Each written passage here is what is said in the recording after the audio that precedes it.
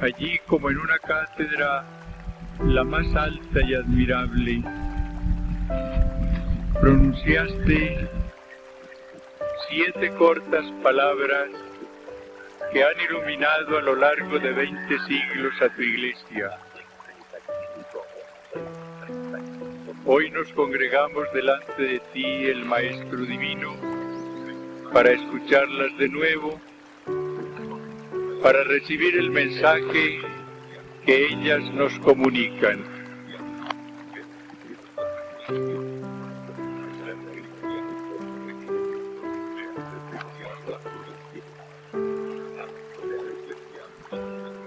Pon, Señor, tu luz, proyéctala sobre todos nosotros en esta tarde. Que seas tú, Señor, quien hable a través de mis labios, porque hemos venido no a escuchar palabra humana, sino a escuchar tu palabra divina.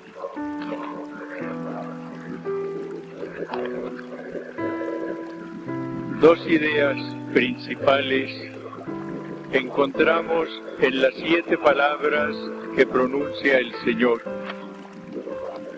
Dos ideas que si en esta noche las asimilamos profundamente, orientarán nuestra vida a lo largo del año para que sea vida verdaderamente cristiana. Porque, amados hermanos, nosotros no podemos ser cristianos de Semana Santa únicamente. Tenemos que ser los cristianos de tiempo completo y corazón completo, que a lo largo del año continúen acompañando al Señor, siguiendo al Señor en la imitación de su vida. Seguirlo en una procesión detrás de una imagen es fácil en Semana Santa, aunque implique un sacrificio. Pero seguirlo a lo largo del año en la imitación de su vida, esto es difícil, pero sabemos que el cristianismo no es fácil. Él dijo: el reino de los cielos padece violencia, y solamente los fuertes lo arrebatan. Al reino de Dios, al cielo, se llega después de un esfuerzo grande y después de una vida auténticamente cristiana. Y es lo que vamos a aprender del Señor en esta noche. Las 3 primeras palabras nos dejan el mensaje de la unidad. La unidad fue el gran programa de Jesús, especialmente en la tarde del Jueves Santo. En el capítulo 17 del Evangelio de San Juan encontramos la llamada oración sacerdotal de Jesús. Allí 3 veces le pide al Padre que sus discípulos sean uno, que ellos crezcan y vivan en la unidad. Y pone como ejemplo de esa unidad para los cristianos la que existe entre Él y el Padre. Y le dice: yo en ellos y tú en mí, para que sean perfectamente uno. La unidad que pide Jesús al Padre es una unidad perfecta, y será perfecta en la medida en que esta unidad de los cristianos imite la unidad que existe entre las divinas personas. La Trinidad es la triunidad, la unidad de 3 personas, el Padre, el Hijo y el Espíritu Santo. Padre e Hijo unidos con un amor infinito y perfectísimo, el Espíritu Santo. Lo que pide Cristo a su Padre en la última cena es que sus discípulos imiten lo más perfectamente posible la unidad que existe entre el Padre y el Hijo a través del amor del Divino Espíritu. Y es que el Espíritu Santo, cuya misión es unir personas, es el que une también a los cristianos y el que realiza la unidad en la Iglesia como la realiza en la Trinidad. El programa de Jesús llega a su cumbre cuando habla de unidad y cuando pide unidad. Él enseñó cosas muy importantes, como por ejemplo la mortificación, como por ejemplo la vida de oración. Estas cosas no tienen la importancia de la unidad, que fue su último programa y por lo cual oró tan intensamente en su oración sacerdotal. Cuán necesario este programa en la hora actual. ¿Cuál es el panorama que nos presenta el mundo? Hogares separados, esposos que a veces después de pocos meses de haber contraído su matrimonio se separan. Hogares separados porque los padres ya no tienen un vínculo de amor con los hijos o porque los hijos se han separado de su hogar, han roto los vínculos de amor del hogar. Vemos una sociedad separada, enfrentados los que tienen el capital y los que trabajan, enfrentados a través de partidos políticos, enfrentados a través de luchas de clases, enfrentados a veces en la violencia tremenda como la que tiene ensangrentada nuestra patria, la que tiene ensangrentada a América Central, la que se va esparciendo como un río de sangre por el mundo. Cada día más egoísmo, cada día más prevención, cada día más odio. Qué lejos estamos de cumplir el mensaje de unidad, el programa de unidad trazado por Jesús, anhelado por Jesús y orado por Jesús. Él nunca se limitó a enseñar con palabras, toda enseñanza la avaló con su conducta. Nos dice el Evangelio con razón que empezó a obrar y a enseñar. Las enseñanzas de Jesús estaban precedidas de su conducta. Todo lo que Él recomendó lo practicó primero. Estas palabras de la unidad, esta súplica de la unidad, este programa de la unidad, lo vive Él en la cruz. Y lo vive principalmente a través de sus tres primeras palabras. ¿Cuál es la primera palabra del Señor en la cruz? Padre, perdónales, porque no saben lo que hacen. ¿Qué es lo que separa a los hombres? El odio. ¿Qué es lo que los une? El perdón. Cuando Jesús es levantado como un estandarte de redención sobre el Calvario en la cruz,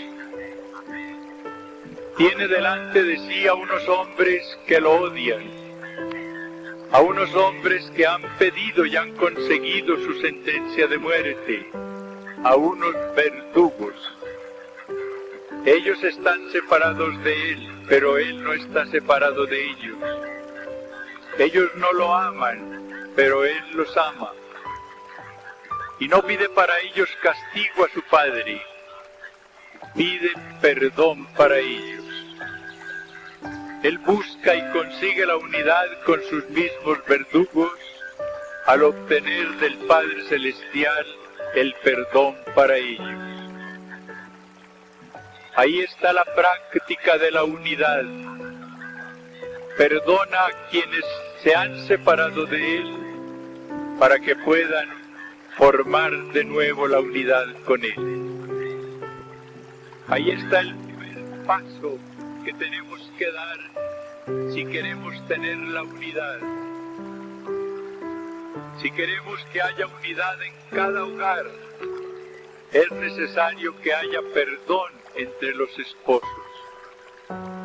Cuando hay retaliación, cuando hay enojo, cuando hay deseo de venganza, no puede haber unidad en el hogar. Es que me ha ofendido tanto mi esposo, o es que me ha ofendido tanto mi esposa. Es que mis padres han tenido esta falla conmigo. Es que mis hijos han sido ingratos y se han portado mal con nosotros. Hay que perdonar si queremos que haya unidad. Solamente cuando los esposos se perdonen, cuando los padres perdonen a los hijos y los hijos perdonen a los padres, se logrará la unidad en el hogar. Y no habrá unidad en la iglesia ni en el mundo si no hay unidad en los hogares. Hay gente que inclusive trabaja por la paz y por la unidad fuera del hogar, y este es un infierno pequeño. Son las personas que son candil de la calle y oscuridad de la casa. Hay que empezar primero por la unidad de cada persona con el Señor. Unión mediante la gracia santificante. Unión mediante la caridad. Quien no está unido con Dios no puede realizar la unidad con los hermanos. Yo en ellos, dice Cristo al Padre, para que sean uno. Cuando el esposo, la esposa, los hijos empiecen por su unión mediante la gracia con el Señor, buscarán después y conseguirán más fácilmente la unión entre ellos, pero perdonándose. ¿Por qué podemos nosotros en esta tarde del Viernes Santo estar unidos con el Señor? Porque en los días pasados nos acercamos para recibir el sacramento de la reconciliación, fuimos perdonados por Él y estamos por eso unidos con Él. Él nos perdonó y nosotros debemos perdonar. En el Padre Nuestro Él nos enseñó a decir: perdónanos como hemos perdonado a los que nos han ofendido. Qué importante es este mandamiento de la caridad fraterna. En el Sermón de la Montaña el Señor le dio una importancia primordial. Orad por los que os persiguen, perdonad de corazón, más aún, amad a vuestros enemigos. Ahí está el gran comienzo de la unidad, romper con el odio. En la carta a los Efesios dice San Pablo, hablando de Cristo, porque Él es nuestra paz.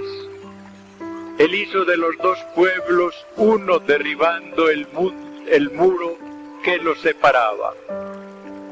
Ahí está el ejemplo del Señor delante de nosotros. Él, la paz, derriba los muros que separan a los hermanos. Y allí nos da la gran lección y también nos da la gran norma: derribar muros. Hermanos, preguntémonos en esta tarde si hay muros que nos separen de nuestros hermanos. Que esa pregunta se la formulen los esposos. Si han ido dejando crecer un muro que los ha ido separando cada vez más, si ya no pueden mirarse, porque el uno está detrás de un muro y el otro también. Cristo nos pide que derribemos los muros que separan a los hombres de cualquier clase o de cualquier edad. Y ese sería el gran fruto de esta Semana Santa, para que no se quede únicamente en estas ceremonias que son muy importantes y que agradan mucho al Señor, pero que necesitan prolongarse a lo largo del año, derribar muros, perdonar de corazón, orar por aquellos que nos han hecho mal, como lo hizo Cristo con su primera palabra. Y el Señor después construye la unidad, dando el paraíso al ladrón que se lo pide. Acuérdate de mí, Señor, cuando estés en tu reino. Este hombre al principio había maldecido también a Jesús. Los que describen el tormento de la crucifixión insisten en la desesperación que se apoderaba de los crucificados y cómo maldecían a los que los habían clavado en la cruz. Y estos dos ladrones maldecían a Cristo porque habían sido crucificados con Él. Él no había pedido su crucifixión, pero los verdugos los habían puesto cerca de Él para causarle mayor ignominia. Estaba este ladrón separado de Jesús, pero Él le comunica su amor y Él le da el paraíso. Hoy estarás conmigo en el paraíso. Y así realiza la unidad con Él, unidad en el tiempo y después unidad en la eternidad. Aquel hombre arrepentido está con Jesús desde ese Viernes Santo en la gloria, en donde se realiza la perfecta unidad. ¿Qué nos enseña esta palabra? Que es necesario hacer grandes sacrificios a veces para conseguir o conservar la unidad. Cuando hay egoísmo no hay unidad. Cuando hay generosidad, cuando se da su paraíso, cuando se da su tranquilidad, es cuando se consigue la unidad. ¿Por qué se rompen tantos matrimonios? Por el egoísmo, porque nadie quiere ceder, porque cada uno se pone a defender lo que llama sus derechos. Y lo mismo sucede entre padres e hijos, y la unidad se destruye. El egoísmo separa. Solamente la caridad, que lleva no solamente a dar, sino a darse, construye la unidad. Qué gran lección la que nos da el Señor. Y luego en la tercera palabra continúa construyendo la unidad. Él se da cuenta de que va a quedar sola su madre, de que el discípulo amado también va a quedar solo, y Él quiere realizar la unidad mediante la entrega que hace. Mujer, ahí tienes a tu hijo. Hijo, ahí tienes a tu madre. Y el discípulo la recibió en su casa. Y terminó en parte aquella soledad de María, y también en parte la soledad de Juan. Hubo unidad, hubo compañía, se mitigó la pena. Para nosotros construir la unidad, tenemos que buscar y dar la compañía a los demás. Es necesario visitar al que está solo. Es necesario buscar compañía al huérfano, por ejemplo. Darle compañía a la viuda sola. Darle compañía a quien padece el tremendo martirio de la soledad, sobre todo interior, porque hay gente que puede estar acompañada exteriormente, pero padecer con todo una tremenda soledad interior. Y es María la madre espiritual de la Iglesia, la madre espiritual de todos nosotros, la que trabaja como madre amorosísima para conseguir la unidad de sus hijos. ¿Cómo sufren nuestras madres cuando ven que sus hijos están separados? Una tragedia que viene desde la primera familia.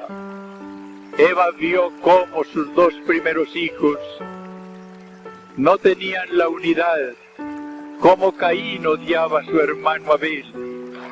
La tragedia que se realiza en tantos hogares, donde hay hermanos que no se hablan, donde hay hermanos que se ofenden, donde hay hermanos que se destruyen.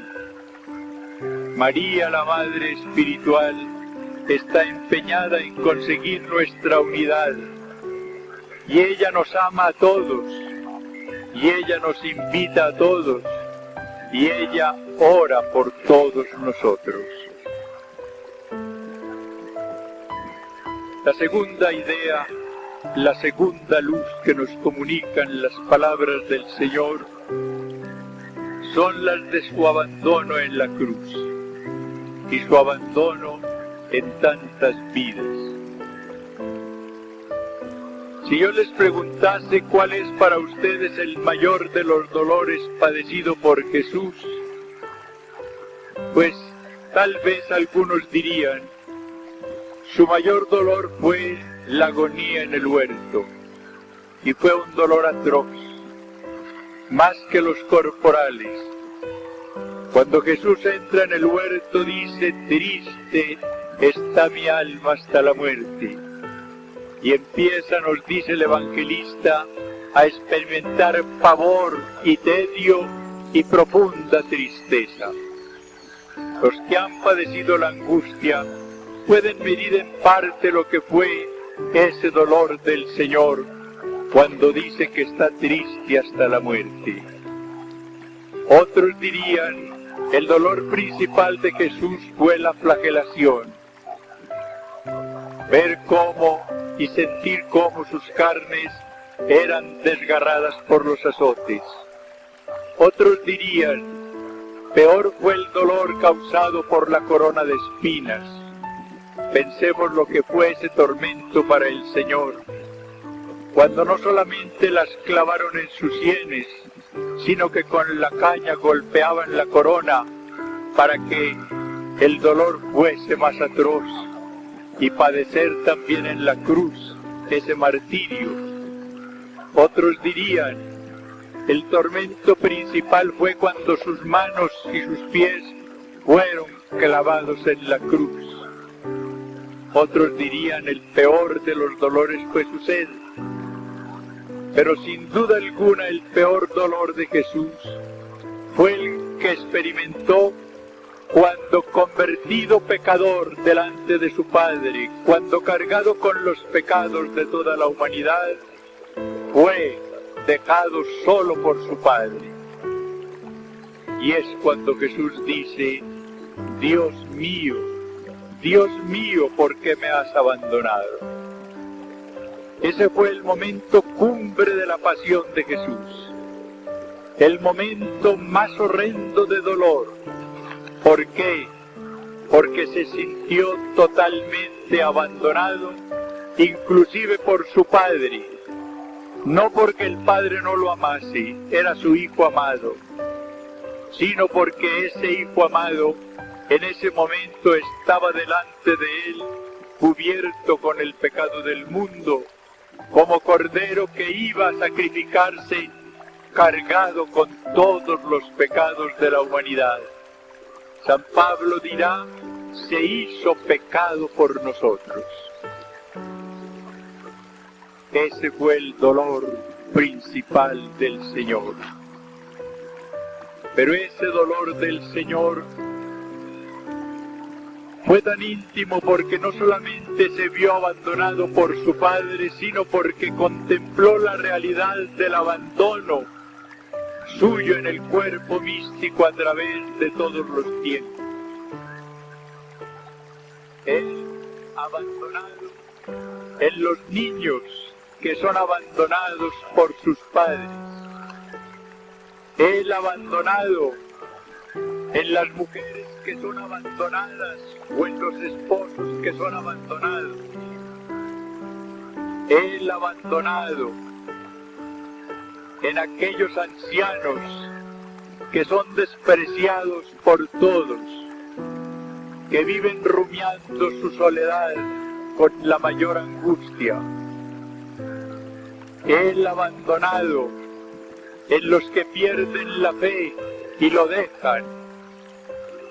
Él abandonado en aquellos jóvenes que estuvieron cerca de él en los primeros años y que después se dejan arrastrar por doctrinas materialistas y vuelven las espaldas a Jesús. Él abandonado por aquellos que solamente buscan placeres carnales, dinero, por cualquier medio. Él abandonado por los que tienen ídolos, que han puesto en lugar del Señor Jesús. ¿En cuántos de nosotros está abandonado Cristo en un momento o en otro de la vida? Y el Señor Jesús, que le dice a su Padre: Dios mío, ¿por qué me has abandonado? Le dice al joven que lo dejó: ¿por qué me has abandonado? Y le dice al pecador que se sumerge en los vicios: ¿por qué me has abandonado?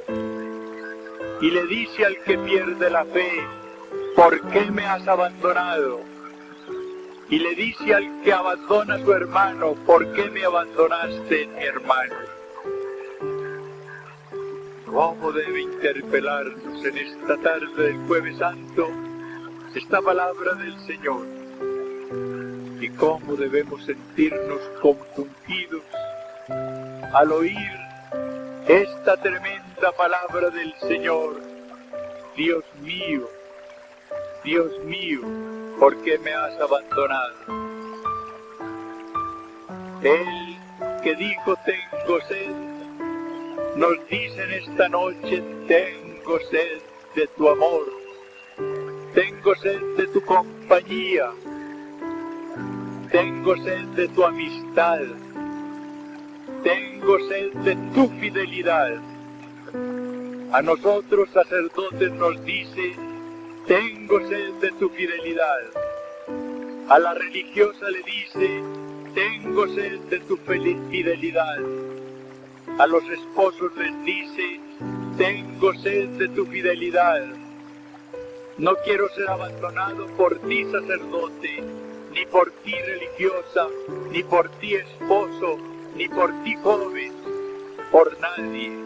¿Por qué me has abandonado? Tengo sed de ti. Qué gran mensaje el que nos da el Señor en esta noche. Un llamamiento a la unidad y un interrogarnos acerca de nuestra unión con Él, de nuestra comunión con Él en el hermano. Y la vida del Señor, ¿cómo termina? Con su entrega total al Padre. La gran lección de Jesús a lo largo de su vida es el amor filial a su Padre Celestial. Por eso Él puede hablar de unidad entre los hombres, porque sabe que su Padre es Padre de todos, porque sabe que Él es el primogénito entre muchos hermanos, porque sabe que el Padre ha integrado una familia en la cual todos en Cristo y por el Espíritu debemos conseguir la unidad. Sale del Padre y vuelve al Padre. Así termina la parábola de la vida de Jesús. Viene del Padre, guiado por el Padre, y después de cumplir su misión, vuelve al Padre. Padre, en tus manos encomiendo mi espíritu. Nosotros, hermanos, podemos terminar nuestra vida con esas palabras: en tus manos Padre, encomiendo mi espíritu, si como Jesús buscamos la unidad y buscamos la gloria de nuestro Padre Dios, si como Jesús vamos amando a ese Padre Celestial, vamos comunicando y predicando su amor y vamos buscando la extensión de su reino. La gran preocupación de Jesús fue el reino de su Padre. Para eso vino, para predicar ese reino y extender ese reino. Y nos enseñó a pedir ese reino en el Padre nuestro. Santificado sea tu nombre, oh Padre, y venga tu reino. El reino del Señor en nosotros es el gran anhelo de Jesús. Si en esta tarde nos preguntamos, ¿reina el Señor en nuestras vidas? Sé que la mayor parte puede decir, sí, Él reina en mi vida, porque yo me arrepentí ya, porque destruí los ídolos en la confesión, porque renuncié a lo que me separaba del Padre, porque dejé ese país del pecado y vine a mi Padre y le dije, he pecado contra el cielo y contra ti. Pero la pregunta no es esa, si en esta tarde dejamos que el Señor reina en nosotros. La pregunta es esta, ¿dejaremos que el Señor reine en nosotros después de la Semana Santa? ¿O será únicamente Señor nuestro? Hermanos, agradezcamos al Señor el mensaje que nos da en esta noche. Y dándole la gracia de trabajar por la unidad que Él pidió para todos nosotros en la oración de la cena. No abandonemos a Jesús nunca. Sin Jesús, que es la luz, caminaremos en la oscuridad. Sin Jesús, que es la vida, estaremos muertos espiritualmente. Sin la amistad de Jesús, quedaremos en la más tremenda soledad. Que María, la Madre Dolorosa, la que escuchó estas palabras del Señor pronunciadas por Él en la cruz, ore por nosotros en esta noche, para que recibamos este mensaje y lo llevemos a la práctica. Que ella ore por nosotros ahora en vida y ore por nosotros en el momento de la muerte.